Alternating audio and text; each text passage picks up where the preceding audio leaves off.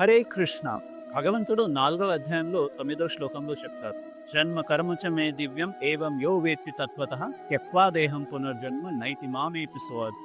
So భగవంతుడి జన్మ మరియు కార్యాలు చాలా దివ్యమైనవి.